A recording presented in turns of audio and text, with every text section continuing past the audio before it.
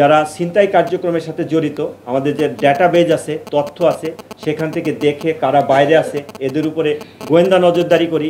তথ্য প্রযুক্তিগত আমরা যে অ্যাপ্লাইটা এটা সর্বোচ্চটা করে আমরা ইতোমধ্যে আমরা এই রোজার মাস ওই মাস থেকে শুরু করে অনেক ছিনতাইকারীকে গ্রেপ্তার করেছি। এমনকি লাস্ট কিছুদিন আগে আমাদের ডিবির একটি দল হাতে নাতে 2 জন ছিনতাইকারীকে ধাওয়া করে আপনার পুরনো ঢাকার এখান থেকে গ্রেপ্তার করে, এই ব্যাপারে চাপাতি সহ গ্রেপ্তার করে।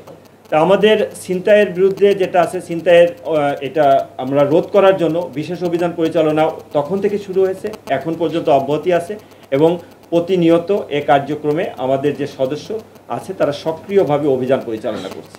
আপনারা জানেন যে বাংলাদেশ পুলিশ আইনের আওতায় থেকে তারা তাদের কার্যক্রম পরিচালনা করে। আমরা যখন কোনো অপরাধ সংগঠিত হয় বা অপরাধ সংগঠনের সম্ভাবনা থাকে আমরা আইনের ব্যবহার করে থাকি। তা ভবিষ্যতেও এক্ষেত্রে যখন আমাদের কাছে এ ধরনের অপরাধ সংগঠনের কোনো সংবাদ থাকবে বা সম্ভাবনা থাকবে বা অপরাধ সংগঠন করবে, সেক্ষেত্রে আমরা আইনের সর্বোচ্চ প্রয়োগ সেক্ষেত্রে আমরা করব।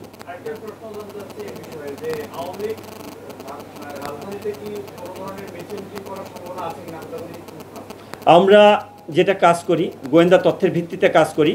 এই গোয়েন্দা তথ্যের ভিত্তিতে বাংলাদেশ পুলিশের অনেকগুলো সংস্থা আছে, যে সংস্থার মধ্যে সমন্বয় রয়েছে। তার সমন্বয়ের ভিত্তিতে আমরা যখনই যেখান থেকে সংবাদ পাই সে সংবাদের ভিত্তি থেকে প্রিকশনারি মেজার হিসাবে আমরা সেটার ব্যবস্থাপনা নিয়ে থাকি। তো এই ধরনের তথ্য আসলে আমরা অবশ্যই সেক্ষেত্রে আইনের প্রয়োগ আমরা করি। অবৈধ অস্ত্র যারা রাখে তাদের তথ্যপত্রের ভিত্তিতে আমরা প্রতিনিয়ত কাজ করি সেটা, এবং এক্ষেত্রে পুলিশি কার্যক্রম করার জন্য আমাদের আন্তঃজেলা সমস্ত জায়গায় আমাদের সমন্বয় থাকে। এ ধরনের তথ্য থাকলে আমরা অবশ্যই সেক্ষেত্রে সমন্বিতভাবে আমরা অভিযান পরিচালনা করি।